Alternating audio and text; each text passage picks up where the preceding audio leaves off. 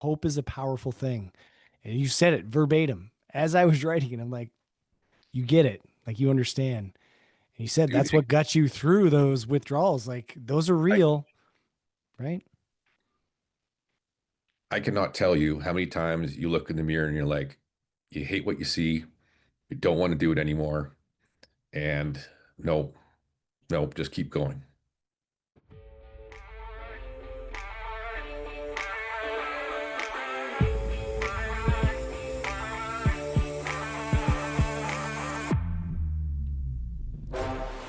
You are tired of average. You want more out of life. You know you're capable of something greater. This show will help you become resilient in your home, at work, and in your community. Welcome to the Resilient Humans Podcast with your host, Kevin Wood.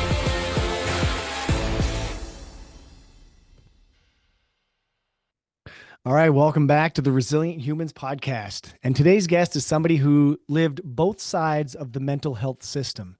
One as a first responder, and two as a patient searching for healing.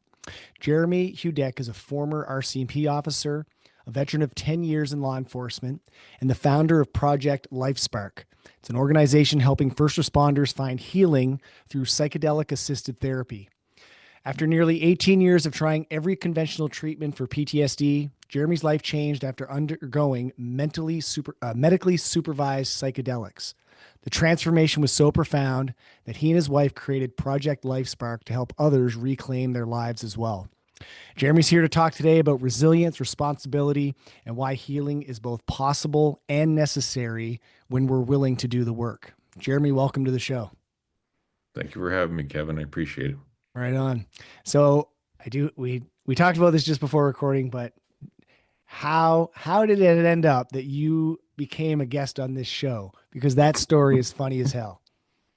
Yeah, so I was out in St. John's, Newfoundland for work, on well, my work that pays for my nonprofit, I guess is how it works. But I was finishing a workout in the swimming pool, and I was went to sit in the hot tub, and there were a bunch of individuals in there, and this woman asked me about the tattoos I had on my arm, which are I had the molecules from the medicines tattooed on my left and right forearm, and I got to telling her about my experience, and as it turns out, Rachel was an acquaintance of yours, and she sent me a message shortly after via social media saying, you need to get in touch with my friend Kevin. He's got this podcast, and I think you should do this." And I'm like, "Yeah, sure, sounds good." So kind of that's how it happened. And honestly, I like the spontaneity and just the how it worked out. And you never know who you're going to run into and what conversations you're going to have in the weirdest, strangest places. So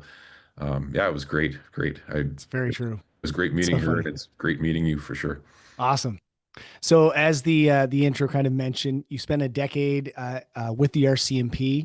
Yes. What did that work teach you about resilience and your understanding about what resilience is after you decided to leave?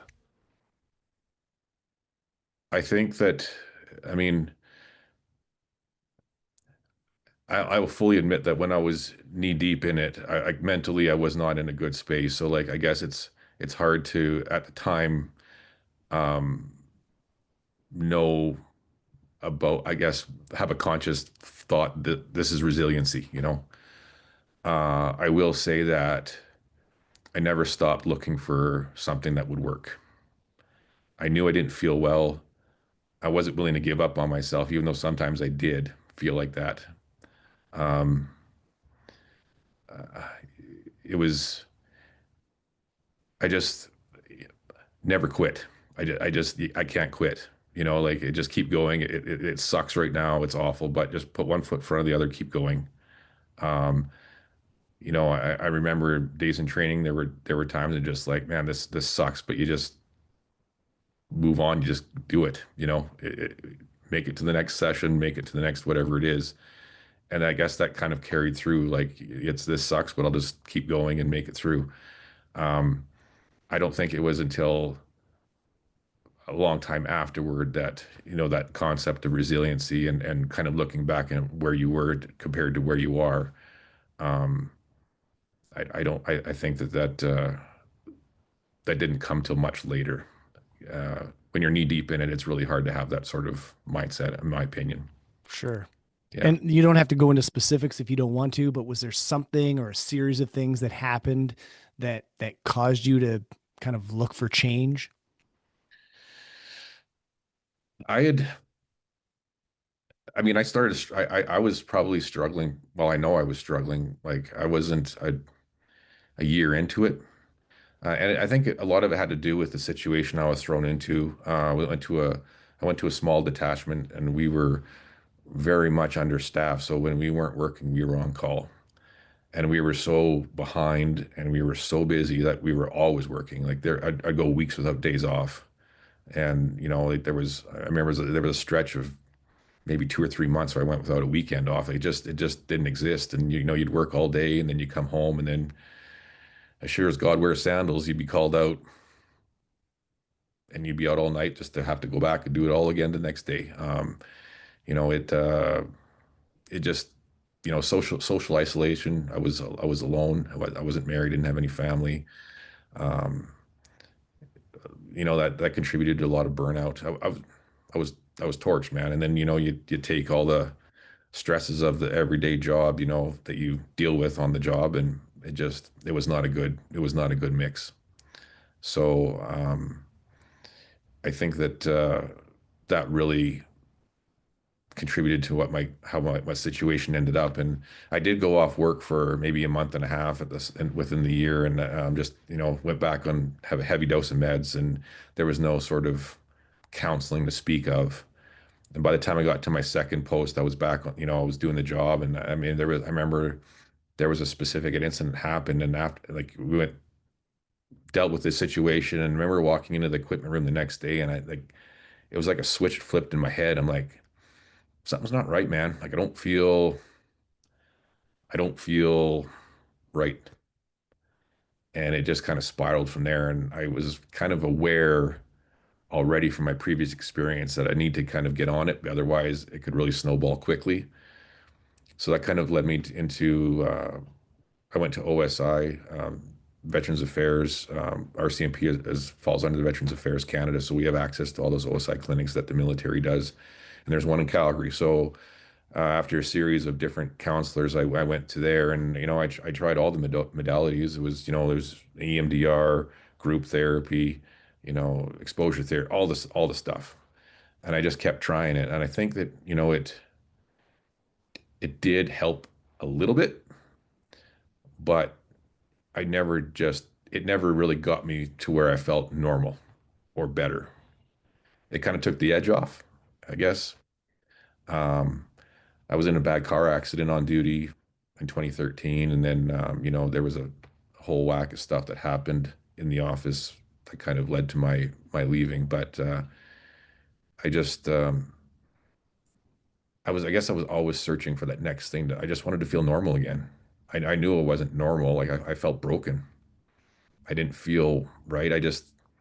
Those voices in my head just kept telling me like, what are you doing this for? Like you're never gonna be better. And I try I just try to find something that would work, and it never really did ever really feel that way.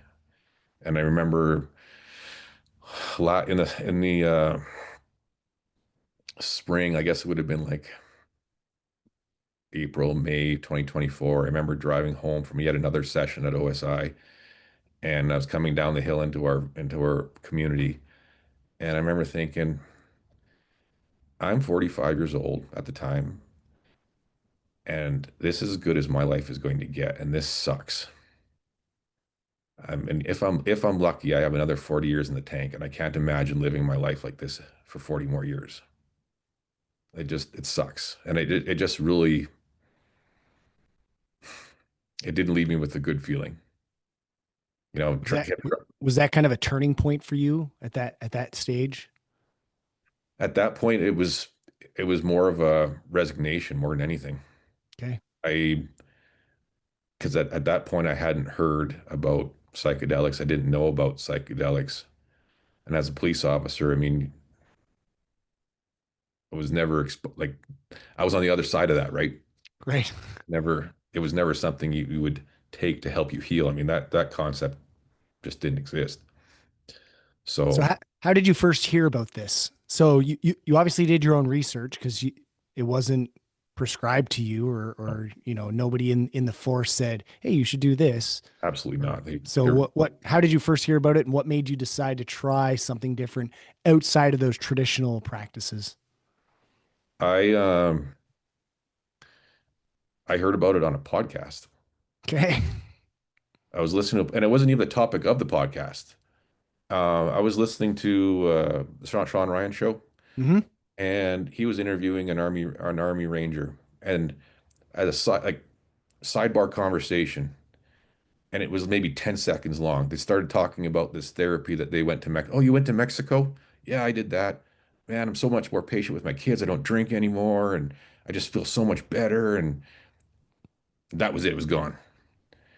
And I finished the podcast, and it was like 5.5 hours long. And I'm like, 2 days later, I didn't really think anything of it, but 2 days later, I'm like, man, what were they talking about? I should look into that. It just kind of popped back into my head. And then, of course, I go try to find it in 5.5 hours. Yeah, good luck with that. 10 seconds, Yeah, needle in a haystack. right? So I'm like, okay. I mean, worst came to worst, I could have just listened to it all over again and found it. But I'm like, fine. You know what I'm going to do? I'm gonna reach out to Sean Ryan over Twitter, and I'm going to ask him. And worst thing, he never responds. Well, I'll be damned if the next day he's like, "Hey man, good to hear from you. It's called Ibogaine and 5-MeO DMT." And I'm like, "Iba what?" Like, never heard of it. So from there, I started doing the Google searches, and he had done another podcast on his own experience with it, and it kind of snowballed from there. And all the while, I'm sending, I found this organization, the Mission Within, and it looked very geared to like U.S. Special Forces. And I'm like, well, I'll just write him and see what the story is. And so I said, hey, hello, a little bit about me. This is what I'm dealing with. I said, I notice, have you helped first responders before? I said, like I notice your website is very, very geared to U.S. Special Forces. And if that's all you deal with, that's cool. But could you point me in a direction? Because this is something I think I need to explore. They got back to me and said, yeah, we absolutely have helped police officers and firefighters before. To book your intro meeting, please click here. And I'm like, whoa, whoa, whoa, whoa. I'm not quite there yet. So I kind of let it just kind of simmer. And I'll say I'm reading stuff and I'm just listening to stuff. And the whole time I'm sending stuff to the wife, but we're not really talking about it, but I'm just kind of dropping these little nuggets. And that kind of continued on through, say, June of last year into July. And we went out for my birthday. And I'm like, yeah, so in my head, I'm kind of preparing for a little bit of an argument because it's a lot of money. And I got to go to Mexico and there's nothing in Canada. And I'm like, man, I don't know how she's going to take this. And I'm kind of thinking, man, I think this is something I should do, but I don't want to like get in an argument over the money and everything else. So I'm kind of mentally preparing myself for it. And so I'm talking to her and I'm like, did you see that stuff? And she's like, yeah. I said, did you listen to any of it or read any of it? She's like, yeah, I did. And I asked her, what do you think? And man, I'm gonna say I still get emotional thinking about this stuff, but Yeah, man. um, she didn't even blink an eye. She was like, Jeremy, you gotta go. And it was like a weight had been lifted off my shoulders because it was like her saying, like, giving approval for all this stuff that we had knew nothing about. I didn't know anything of, like, I didn't know anybody that did this. I we didn't know anybody, but it was like, you got to go. And I'm like, Laura, it's a lot of money. She's like, we can afford it. You need to go. Your health is worth more. Because at that point, I'm starting to yell at the kids a lot. I'm getting really impatient and I'm just miserable. Um, I said, okay. So, you know, I reached out to them and, we did the meetings and like they're talking about all this stuff that comes out of it. And I'm like, how is this possible? Like, it doesn't seem real. Like, I'm like bawling on these video chats. And I'm like, and they're like, you okay? And I'm like, no, I'm not. Like I have done everything that any doctor has ever asked me to do. And what you're telling me, it seems like it's not real. And they're like, we promise you it's real. And I'm like, okay, you know, and up until I went last year, I'd never met a Navy SEAL or an Army Ranger. I mean, I grew up in Alberta. Hmm. There's not too many SEALs around Alberta. Nope. Um, but I'm like, they always struck me as no nonsense, no bullshit sort of individuals, you know? And if they're sending their friends and their teammates down, there has to be something to it. So they wouldn't do it if it didn't work. So I'm like, and even if it's 10% better, I owe it to myself to try. And and I had to come off my antidepressants, and like the withdrawals were horrific. I was so sick, and that little bit of hope that I felt for the first time in almost 20 years got me through all that. Um, and I say this all the time now, but hope is a powerful thing, and it can help you make it through those moments when it's just awful, and you're like, I can't do this anymore. I can't. Like I'm nauseous and I'm dizzy and I'm getting brain zaps and I'm more anxious and I'm having these weird, wild mood swings, and it's like 18 years or 20 years of having that barrier of meds in your system to not feel anything, and all of a sudden you're getting this onrush of stuff and you're like, where is this coming from? Like I was shocked at how powerful and potent those little pills were. And it took me a long time to get that out of my system. It was almost 3 months. It was a long time. But I got through it. I went down. My retreat was on November 1 of last year, and we were meet in San Diego, and then they take you across the border. And I'm talking to this fella in my cohort, and this older gentleman, and he had been in the Marines.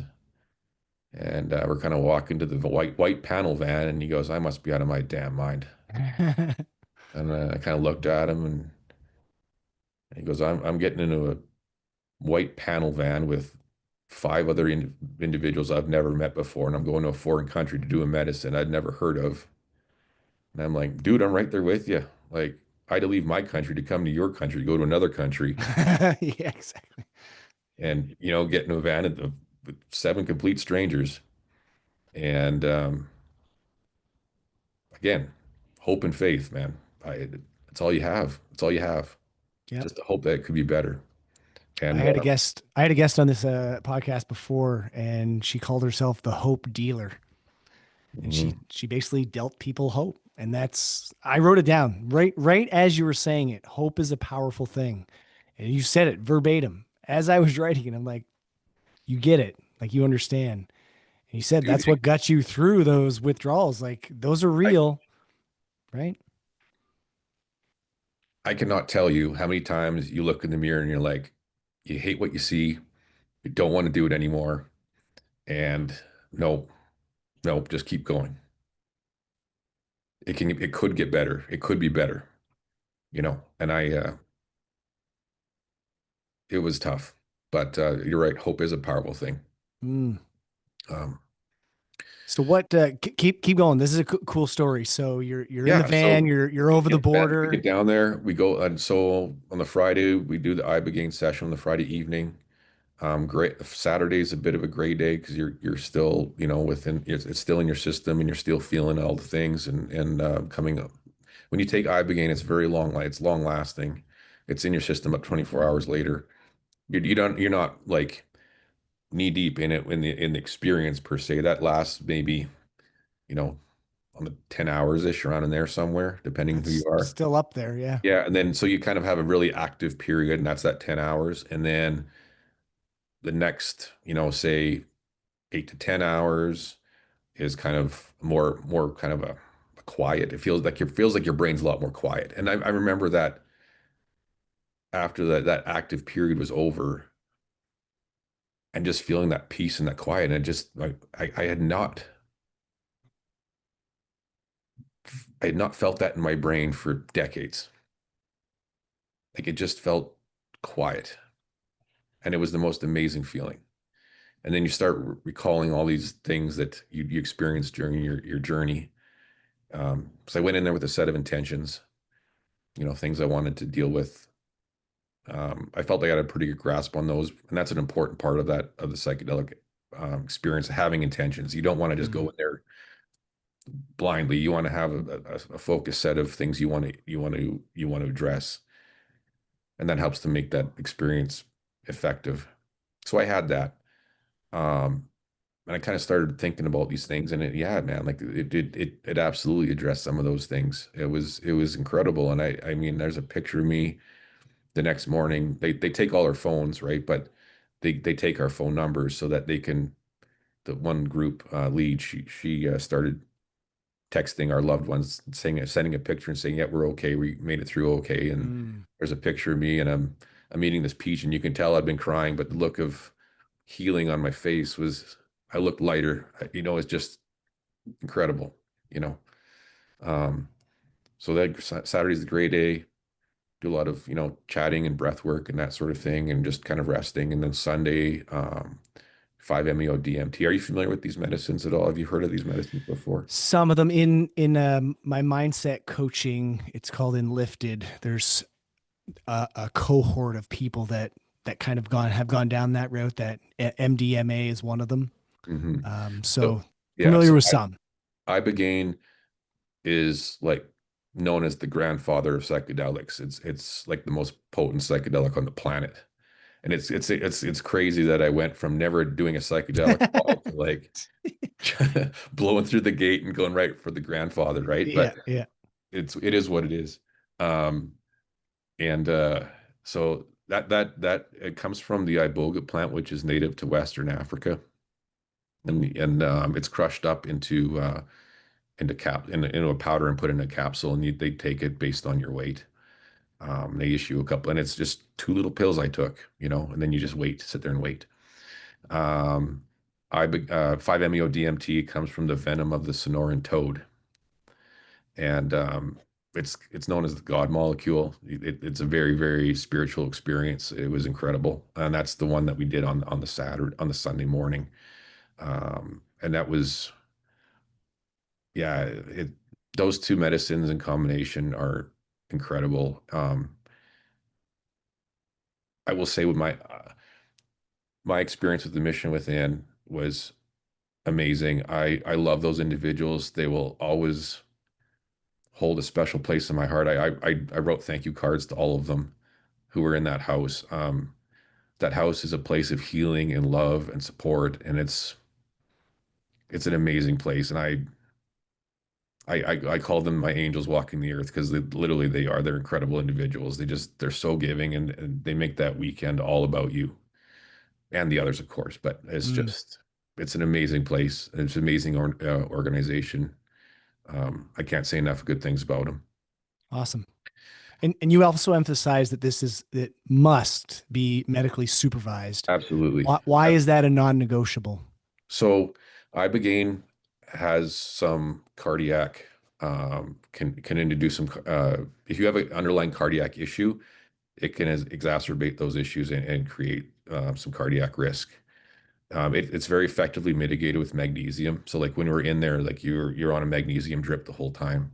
Oh, okay. And you're hooked up to EKG monitors, and there's nurses and there's cardiologists on staff, and they do not leave the whole time you were there. The nurses are there the whole weekend, but the doctors are there while you're in the medicine, and they don't leave you. There's always somebody there, and they're monitoring you, and they're keeping a chat tabs on you, and they're there if you need them, and that's you know.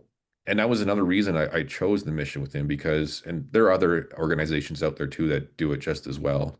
Um, but not only were they looking after my mind and my soul, but they were looking after me physically as well. They had medical care there, and I felt safe, and that was important to me. And moving forward, the more I get involved in this space, I am convinced that if someone is going to uh, go on an Ibogaine journey, they need to have, they need to be medically supervised. They need to be in a safe, responsible setting. It's not something you just, well, I mean, you know, you can't just pick up Ibogaine anywhere, but like it's not something you just take and go off into the hills and do, because if you have an underlying condition you're not aware of, it can be fatal. So You're toast. Yeah. yeah, but honestly, like people like, and I've run into people talking about this issue, uh, uh, saying, well, what about the risks? I'm like, the risks are no greater than half the medicines that we're forced to Mm, take. yep. You know, there's side effects with a lot of the medicines we take, and those medicines just create more problems. They're not even those are drugs. I refer to these as medicines because they are things that were given to us by God so that we can heal ourselves. And I know there's people that have said that more eloquently than me, but that's how it is. They were given to us by God, and so we can heal. Whereas drugs are man-made, pharmaceutically engineered, and they just create problems. They mask the issues, they don't fix the issues. So I want to make sure that the people that are listening to this, and this is kind of a two-part question. Who is this for? And also, who is this not for? Okay. I think this is for everybody. I don't, I think we all have things in our lives that we can heal from that we're maybe not aware of, but there are things in our lives that we carry mental trauma from. And it could be a big trauma or a little trauma. It doesn't matter. It's trauma all the same. But this medicine is for everybody. Um, it's just that, the veteran community and the first responder community are exposed to those traumas on a more regular basis. And we tend to be a more vocal group when it comes to finding something that works. So, but it is for everybody. Who it's not for, there are certain medical conditions that would disqualify you from participating with Ibogaine. It's just they're meant some other, I believe, like bipolar and schizophrenia, that sort of thing. They don't. And the doctors, when you go down there, the nurses and doctors screen you for all these things before you go down. So like but yeah, like those sorts of things are things that are a no go when it comes to Ibogaine. Okay, good to know. And also, people should know that, psychedelics may be seen as like a quick fix. How do you help people understand that the real work starts after the session? Yeah. So integration is what they call it. But Right. so when you do Ibogaine, um, you these medicines are known to increase neuroplasticity in your brain. So how it was explained to me is that the Ibogaine will, let me start over. When you have a bad habit, it's like you have these paths in your brain that you because they're ingrained, they're grooves, and this is where your bad habits track, and this is all your behaviors that you maybe, or thoughts or whatever. The Ibogaine scratches that all off. It makes it more like a blanket of fresh snow on your brain, and now it's up to you to set the correct paths, set the good habits. So once you come out of that experience and you just feel amazing. Lots of journaling, breath work, meditation, um, physical exercise, good diet, setting good habits, because the sooner you can start setting a good habit, the more likely it is to be a permanent change. So that going forward, you're able to make that something that's a regular occurrence in your life and fight off. It makes you more resilient to kind of back to regressing to the things that got you there in the first place, the bad thought patterns, maybe the bad habits, whatever those might be. Ibogaine is also very, very effective at killing addiction. So they use it a lot for opiate addictions, and it'll stop a fentanyl addiction cold. With after one dose, like, and don't quote me on the numbers, but it's in the mid to high 80s for one dose. There's no withdrawals. Hmm. If you give a guy 2 doses, the success rate goes into like the 90 percentile. It's crazy how effective it is. So for me, I went down there. I didn't think I had an alcohol issue. I've come to find out that I absolutely used it to cope. Didn't feel like I did, but yeah, I did. Um, when I got back, I had no desire to drink at all. So I'm just like, okay, I feel good. I'm just gonna go with it. I'm coming up. It'll be a year on the 19th, sober, not a Nice. drop. And I still don't really feel like I need it, you know? And that's another thing. So that's every day I do breath work, I meditate. I'm not as good as journaling as I'd like to be. It's very hit and miss with journaling. I exercise every day. I try to eat well. I still like nachos, so that's not enough. I'm not going to cut that out altogether, but uh, I try to do the things that, make me feel good and set me up for success because again, life will come back. You kind of live your life in a pink cloud when you come out of there and it feels good and it's in your system. And that cloud lasts up to 3 months.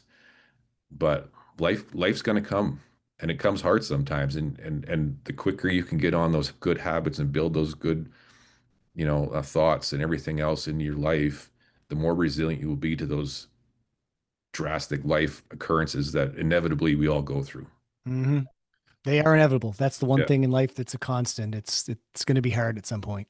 Yeah. It's Yeah. never easy. So I think this would be a great chance, Jeremy, to tell us a little bit about Project Life Spark. What inspired the creation of it, and how does it help people today? Sure. So I remember on the airplane coming back, feeling just so grateful for this opportunity and just feeling amazing. And all like thinking about like all those group sessions I had been in with like other military veterans and RCMP officers and just listening to endless stories about, substance abuse and divorce and suicide and being like, do these people know about this?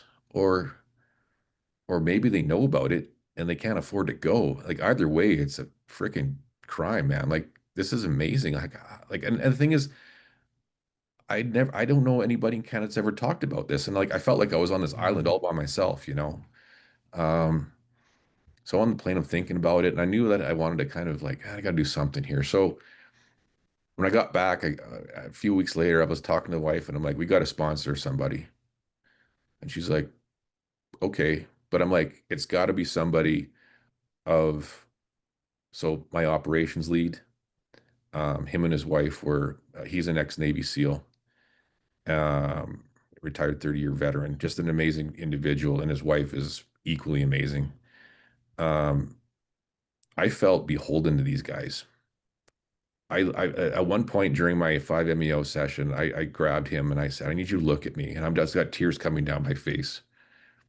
And I said to him, I said, I can't imagine the things that you saw in your service and what you experienced in your life, but I know your purpose and I know why you're here. And I said, I swear on the life of my wife and my kids, if you ever need me, I will come because I have waited 20 years to find you and you've given me my life back. And I gave him the biggest hug I think I'd ever given a grown man in my life. It was, I felt beholden to him, you know. And I said, I told my wife, it's got to be somebody of his choosing. It has to be. So she's like, okay. So I reached out to him and I told him this is what we'd like to do. So he provided the name of somebody that he had served with who wanted to do it, but for whatever reason couldn't make it happen. So we did that. But man, I remember walking the dog in the mornings and I'm like, how do I stop at one? Like I know all these people. I know all these people that I've sat with over the years and friends of mine I've served with. And like, how do I just go on with my life and just not like there's so many more people that could use this. And I know people are suffering and I know what's going on. And I wasn't okay with just going on with my life. I had to try. So out of that, I'm like, well, and I mean, I knew from looking when I was looking for help, there was nothing in Canada. There was nobody doing what I was trying to do. There was no in the States, there's tons of charities for first responders and military veterans that will fund this sort of thing. And there's nothing here. I reached out to different organizations. I won't say who, but I reached out and I was plain out ignored, no response.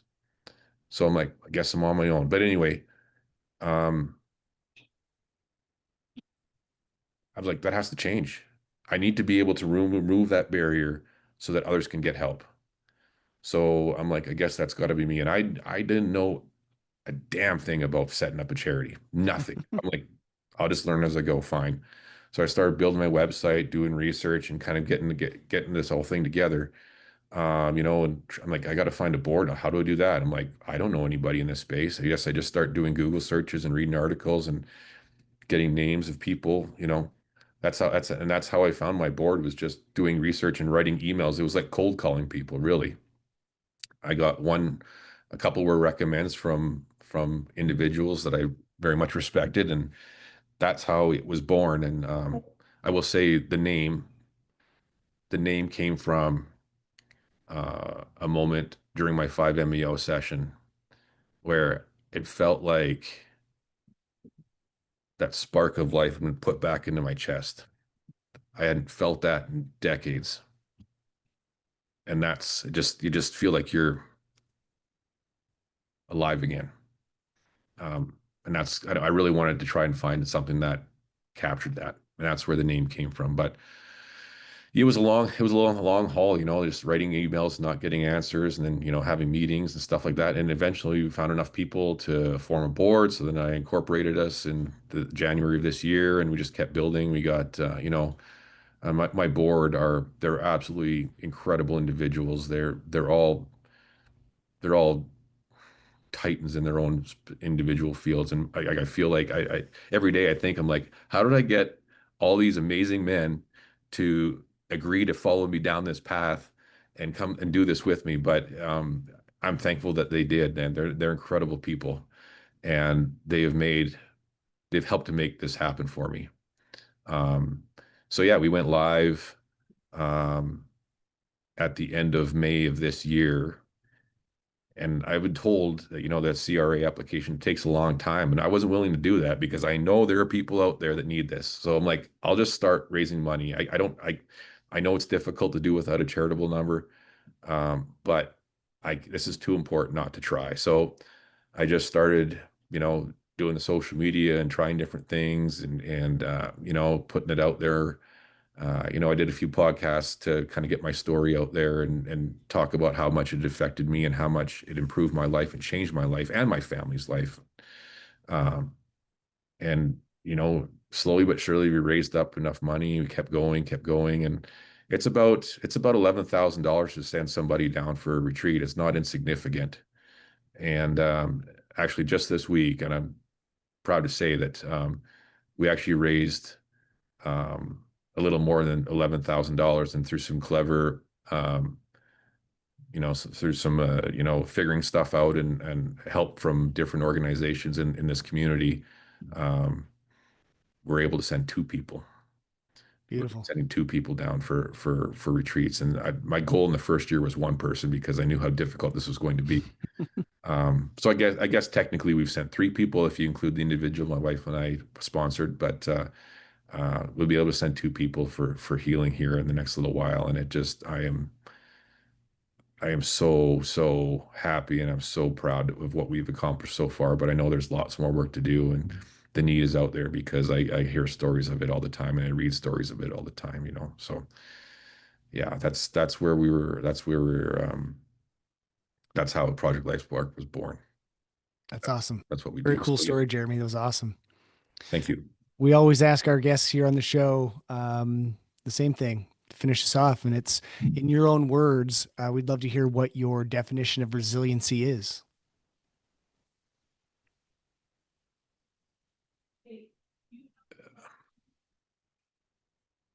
I think that for me, it was like, no matter how tough things got or how bad I felt, I didn't I just felt like I wasn't quite out of the fight yet. I was always in it. Um, and I remember an instructor in Depot screaming that at us: "You're never out of the fight. You're always in the fight." And I remember thinking that, and And it's true. Like you have to, when sometimes life is going to kick you in the face, but you need to get up and keep going. You're never out of the fight. Like you'd have to keep going. And it's tough to think about when you're suffering and you're in pain, but there are people out there that love you and they want to see you happy. They want to see you succeed. And the world is much more better with you in it than with you not in it. No matter what your own mind might be thinking too. That's Exactly. the And, right. and your mind, like your mind can be your best friend, but it can also be your worst enemy. Absolutely. Jeremy, is there anything else you'd like to share with our listeners before we sign off for today? Yeah, actually, I'm going to do a shameless plug if that's okay. 100%. Let's go. How Um, can people find you? yeah, Where's it all at? Let us know. we are on social media. We have our own website, www.projectlifespark.org. As always, we are always looking for financial assistance so that we can help others. You can find us on Instagram and Facebook, and like and sharing our posting also help to get our word out there. But it's very important that the first responder military communities know that we're out there because there isn't, like I said, there isn't a lot of organizations like ours in Canada that do the work we do. So if you're in a space where you felt like you've tried everything and it's not working, please reach out. Please Awesome. reach out. We want to help. We want to get you down south to get you some healing. And I think that I could get into another topic about progressing this in Canada, but I don't think we have enough time to do that. But that's a discussion for another day, maybe. But Right on. that's where we are. That's where we're at. Cool. Thanks again for sharing. It was an awesome story, and I wish you all the best of luck in your future endeavors. So, Thank you so much, Kevin. Thank you for having me, and thank you for letting me share. right on. Thanks for listening. If you enjoyed this episode, please share it with others or leave a rating and review. To catch all the latest episodes, be sure to subscribe, and I'll see you next time.